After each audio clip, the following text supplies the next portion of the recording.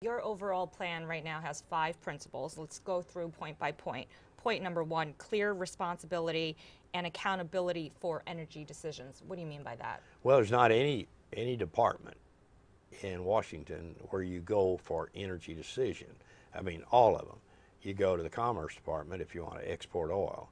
You go to the State Department if you want to build the Keystone Pipeline. You go to the Department of Energy if you're going to export natural gas. You know, there should be a central place where energy, but Washington has never, they get hot and cold on energy. If there's not anything happening, then, you know, don't pay attention to it. If we had $5 gasoline today, oh my God, I mean, we'd be running around, something has to be done immediately and everything else. So you're saying it's kind of disorganized given the fact that you have to run to different places for different decision makers. It's inefficient. Kind of disorganized, yes. Underline kinda. Well, Pickens principle number 2, inject real fuel competition into the transportation mix. What do you mean by that? Well, the only way you're going to lower the price of gasoline is introduce another fuel. Nat gas. Nat gas goes in, and that immediately causes competition, which does change the thing. Okay, and then number 3, meeting our own energy demands before we worry about other countries. Why are we exporting oil when we can't even meet our own needs? Well, that goes back to 73. We came to the conclusion that we were going to be dependent on the Mideast for crude oil forever after. And so the refineries started to move in the direction of processing that kind of crude. We thought that. Then we've come back now, and the oil we have in the United States is light sweet crude. And the refineries are now processing heavy, and that's why we process crude coming from the Mideast, from Venezuela, Nigeria, and that crude comes in, and then we're exporting it.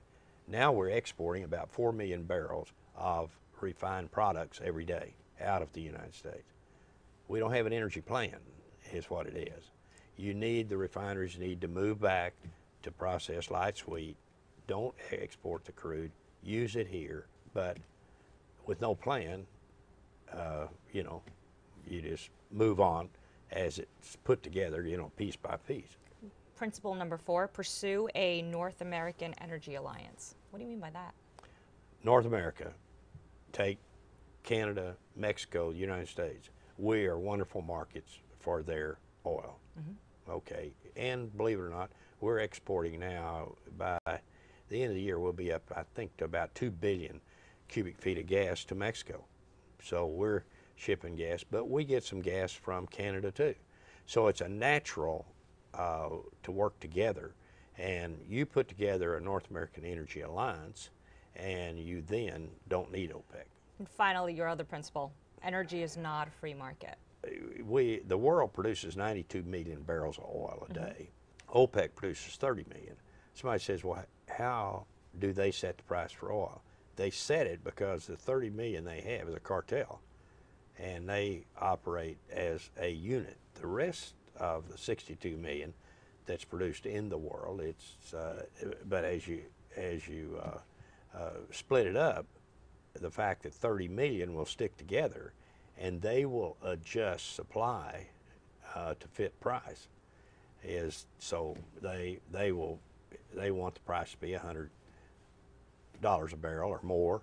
Well, they'll usually it's the Saudis will cut back a little bit and adjust so that you balance the market.